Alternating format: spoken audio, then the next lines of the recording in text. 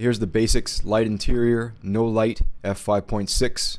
This is with my COB at 50%, and this is with my COB at 100%, which allows me to stop down to f7.1 or 2 stops, and it's still not enough. You have to choose your exposure for the interior or for the exterior depending on what you're shooting, or the alternative is to collage them. Like this example in still, left is for the interior, right is for the exterior. I'm going to go into Photoshop with the pen tool. You could see how this would be super time consuming. If a plant was actually in front of this, you'd have to cut everything out by hand.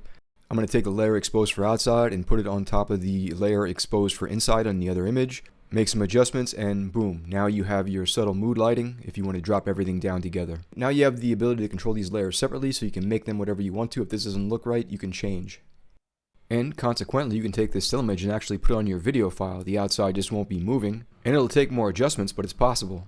This is the ultra fast sloppy version of what that looks like, but once you have them together you can flatten them, and now you can actually create movement. It's just going to be the digital generic version, up, down, left, right, in, out. This whole demonstration was how to create professional HDR in midday, bright sun, when you have no control over things like shot time and location. And that's why the video side of this is actually a job for S-Log3.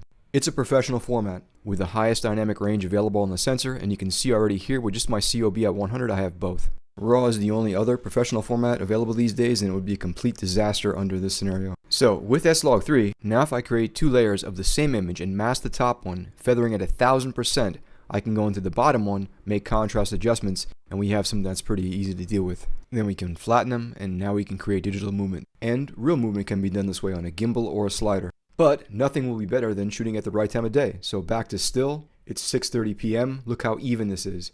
You want more outside? Just drop your light down. Now the outside becomes brighter. And in terms of video, back to S-Log3, everything's already there. Everything's done for you. This is the best approach for this kind of thing. Add a basic LUT and an in-program grade, you can do anything you want with this. And now you can create more interesting movement, real movement, without all that hassle in post.